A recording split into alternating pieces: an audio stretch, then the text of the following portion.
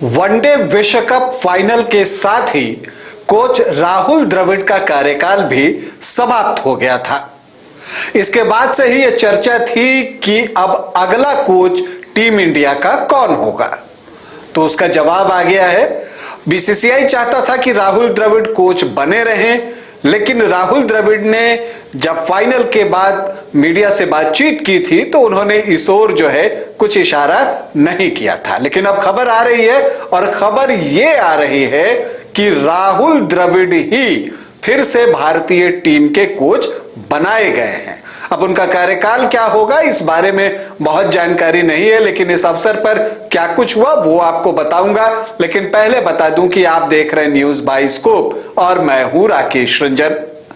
Team India को coach मिल गया है।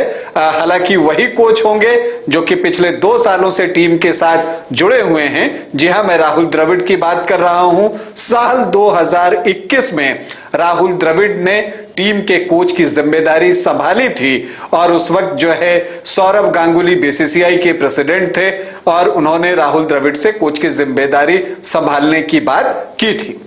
2023 वर्ल्ड कप तक जो है उनका कार्यकाल था। वर्ल्ड कप संपन्न हो गया, भारतीय टीम फाइनल तक पहुंची और इसी के साथ उनका कार्यकाल जो है वो समाप्त हो गया था। और तभी से ये कयास लगाए जा रहे थे कि भारतीय टीम का अगला कोच कौन होगा या क्या राहुल द्रविड़ फिर से कोच की जिम्मेदारी संभालेंगे। बीसीसीआई की दिली इच्छा थी कि राहुल द्रविड़ ने जितने अच्छे तरीके से टीम को संभाला है उन्हें कोच की जिम्मेदारी अभी मिलनी चाहिए और अब उन्हें कोच की जिम्मेदारी सौंप दी गई है। इसका मतलब यह हुआ कि जून के महीने में जब T20 वर्ल्ड कप का आयोजन होगा तो उसमें भारतीय टीम के कोच जो है वो राहुल द्रविड़ रहेंगे। हालांकि उनका कार्यकाल कब तक बढ़ाया गया है इस बारे में कोई पुख्ता जानकारी हम तक नहीं पहुंची है, लेकिन जानकारी यही है कि राहुल द्रविड़ कोच बना लिए गए हैं और कोच बना दिए जाने के बाद राहुल द्रविड़ का बयान भी आ गया है और उन्होंने कहा है कि वर्ल्ड कप के बाद हमारे सामने कई नए चैलेंजेस होंगे। हालांकि उन्होंने इसके बाद जो लाइन कही वो ज्यादा महत्वपूर्ण है और उन्होंने कहा कि इन चैलेंजेस से निपटने को हम पूरी तरह तैयार हैं। तो ये बातें राहुल द्रविड़ ने कही। राहुल द्रविड़ ने और भी चीजें कही और उन्होंने जो ड्रेसिंग रूम का कल्चर है उसकी तारीफ की। पिछले 2 सालों से टीम जिस तरह से एकजुट रही है उसकी बात की और कहा कि जो सफलता हो या असफलता टीम के सभी खिलाड़ी और जो ड्रेसिंग रूम का माहौल है और जो कल्चर है वो बिल्कुल एक सेट था और उसी के सहारे हम आगे बढ़ते गए, चाहे वो बुरा वक्त हो चाहे वो अच्छा वक्त हो।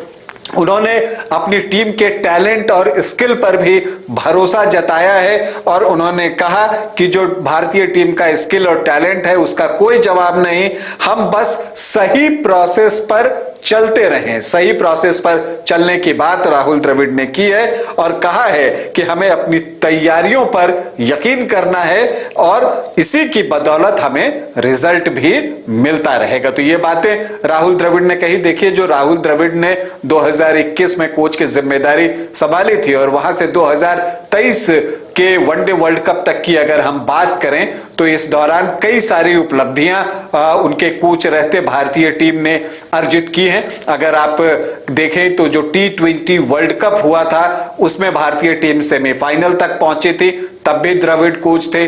फिर भारत ने जो है वर्ल्ड टेस्ट चैंपियनशिप का फाइनल खेला, वहां पर भी राहुल द्रविड़ ही कोच थे। और फिर जो है अभी वनडे वर्ल्ड कप का भी भारतीय टीम ने फाइनल खेला, इस समय भी कोच राहुल द्रविड़ ही थे।